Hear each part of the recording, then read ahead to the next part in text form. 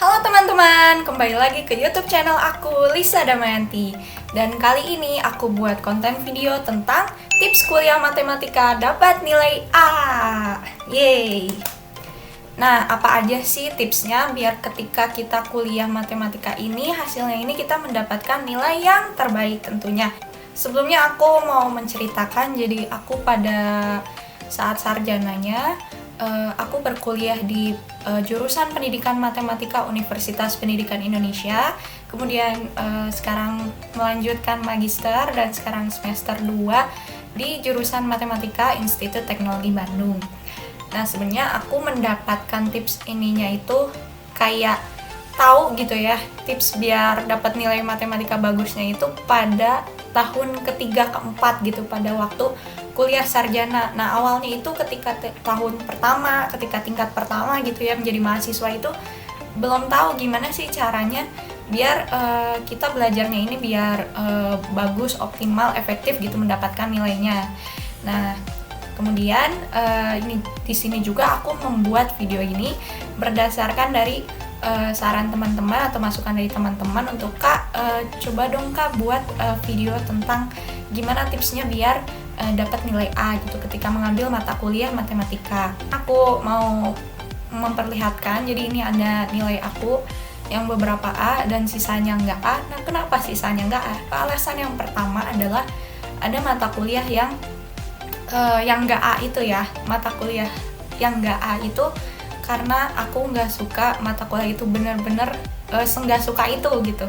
Dan aku merasa untuk bisa belajar mata kuliah itu aku membutuhkan waktu lebih dari 6 bulan, yang dimana kan satu semester 6 bulan ya, kita mungkin kayak 5 bulan lah, anggaplah 1 bulannya ini adalah waktu ujian. Nah, jadi kan kita diberikan waktu untuk belajarnya ini 5 bulan, dan aku merasa untuk matkul tertentu yang akunya benar-benar gak suka itu, aku merasa butuh waktu lebih dari 6 bulan gitu untuk bisa paham gitu dengan matkul yang aku nggak suka ini. Nah, tapi alhamdulillah bisa survive, bisa melewati mata kuliah yang tidak aku suka sekali, meskipun waktu itu awalnya terpaksa, tapi akhirnya ya udah deh, dijalani aja gitu. Nah, kemudian yang ini tuh adalah nilai aku pada saat sarjana. Nah, kemudian lanjut yang ini adalah nilai aku pada saat magister. Nah, yang sisanya itu sebenarnya enggak, waktu aku kuliah di ITB ini sebenarnya enggak semuanya nilai aku A. Nah, alasannya itu karena yang pertama aku belum belajar prasyaratnya. Jadi kan aku yang dari pendidikan matematika lanjut nih ke yang matematika murni. Nah, di situ ada beberapa matkul yang diajarkan pada saat S1 matematika, tapi yang tidak aku pelajari karena aku kan jurusannya di pendidikan matematika. Nah, pada saat S2-nya prasyaratnya belum pernah aku pelajari. Nah, ketika aku ketika aku mengambil mata kuliah tersebut, nah aku harus ngebut nih belajarnya, meskipun suka nggak suka ya harus ngebut gitu, harus kayak prasyaratnya ini harus udah aku pahami di luar kelasnya ini gitu.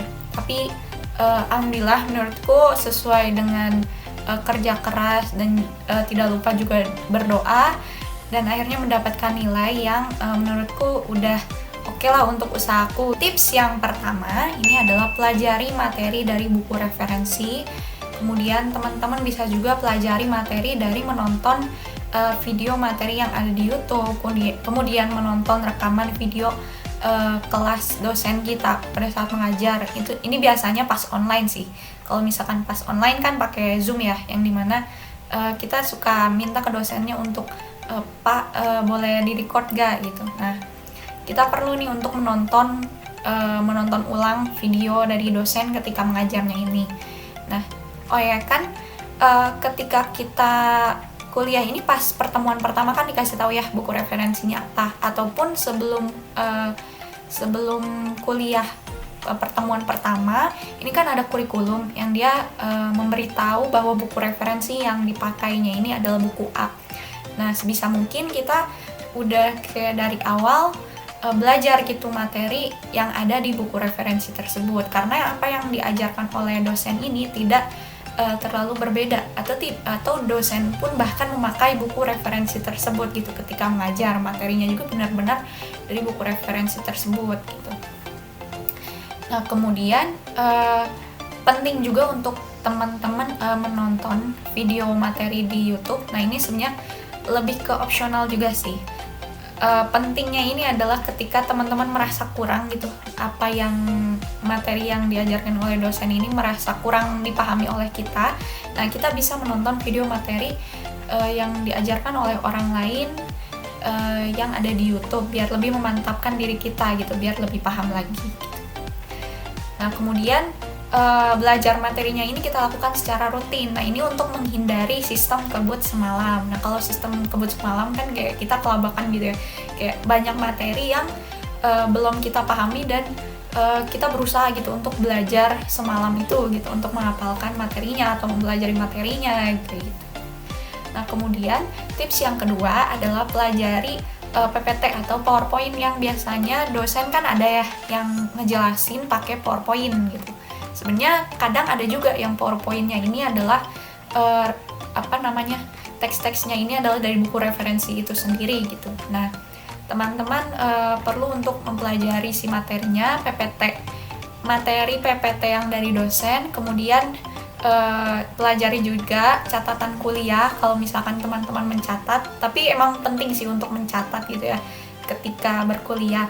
Nah, apalagi kalau ketika dosen ini berbicara tentang sesuatu yang biasanya itu nggak terlalu disimak oleh mahasiswa, tapi sebenarnya itu adalah soal yang bakal keluar gitu ketika ujian nanti. Nah, sebisa mungkin kita mencatat gitu apa-apa yang dosen katakan mengenai si mata kuliahnya ini gitu, mengenai si materinya. Nah, kemudian tips yang ketiga itu adalah mengerjakan soal latihan yang ada di buku referensi dan mengerjakan soal latihan yang dosen berikan. Nah, ketika kan pas awal pertemuan kan kita udah dikasih tahu ya, atau pas sebelum kita belajar dari kurikulumnya kan kita udah baca ya buku referensi apa yang dipakai. Nah, setelah kita belajar materinya, kita perlu untuk melakukan latihan soal. Nah, ini untuk melatih kita untuk memahami materinya. Kemudian dari kita banyak latihan soal juga, ini bikin kitanya ini bikin cepat paham dan cepat hafal gitu dengan teorema-teorema yang ada di dalamnya, dengan rumus-rumus yang ada di dalamnya. Nah, latihan soal ini juga penting gitu ketika kita ujian nanti, kita nggak kaget gitu ketika menghadapi soal-soal yang tidak biasa, karena kita udah terbiasa mengerjakan soal-soal rutin. Nah, kemudian latihan soal yang diberikan dari dosen, tapi kadang ada dosen yang dia nggak memberikan latihan soal, lebih ke siswa silakan saja kalau mau latihan dari buku referensi. Nah, kalau misalkan dosennya ngasih latihan soal, nah kita perlu gitu untuk mengerjakan latihan tersebut gitu. Nah, kalau bisa ketika kita udah mengerjakan latihan soal yang ada, kalau masih ada waktu yang tersisa sebelum ujian, kita kerjakan ulang kembali gitu sampai misalkan nih yang pertama kita mengerjakan soalnya sambil lihat-lihat buku, lihat-lihat materinya. Nah, yang kedua, coba kita untuk latihan soal tanpa melihat bukunya. Nah, ini melatih kita ketika ujiannya ini, sistemnya ini adalah tidak open book. Nah, kemudian tips berikutnya adalah mengerjakan dan latihan soal ujian tahun sebelum-sebelumnya. Nah, ini biasanya kita dapatkan dari kakak tingkat atau kita bisa juga meminta ke dosen, tapi jarang sih biasanya pada dapatnya dari kakak tingkat. Nah, ini penting juga untuk mengetahui tingkat soalnya ini seperti apa sih, tingkat kesulitannya ini, dan kadang ada juga yang dosen memberikan soalnya ini ada sekitar 1, 2 atau beberapa soal yang dia mirip dengan tahun sebelumnya gitu. Nah, jadi mengerjakan latihan soal sebelumnya ini adalah penting juga gitu. Nah, kemudian tips berikutnya adalah aku biasanya membuat rangkuman catatan yang pentingnya saja. Jadi ketika aku udah nih baca materi yang ada di buku referensinya, aku membuat rangkuman yang perlu aku ingat, yang perlu aku baca. Biasanya aku merangkum teorema, rumus gitu, kayak gitu, lebih apa-apa yang harus aku ingat gitu. Dan rangkumannya biasanya aku bikin kayak di kertas kecil gitu, jadi ketika ujian tuh ketika mau ujian tuh aku cukup memegang si kertas itu gitu. Nah, kemudian tips yang terakhir adalah setelah kita berusaha, setelah kita melakukan usaha kita gitu, nah tentunya tak lupa juga untuk kita selalu berdoa, karena usaha ini akan sia-sia tanpa kita berdoa, karena semuanya hasilnya ini adalah takdirnya ini adalah dari Tuhan, dari Allah Subhanahu wa Ta'ala.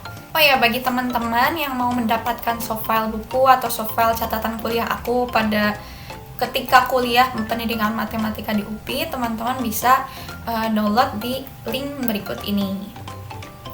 Nah, mungkin cukup sekian video dari aku tentang tips kuliah matematika mendapatkan nilai A. Dan mohon maaf sekali, banyak sekali kesalahan dan kekurangan dalam pembuatan video ini. Terima kasih banyak kepada teman-teman yang telah menonton video ini dan selalu setia menonton video aku. Dan sampai jumpa di video berikutnya.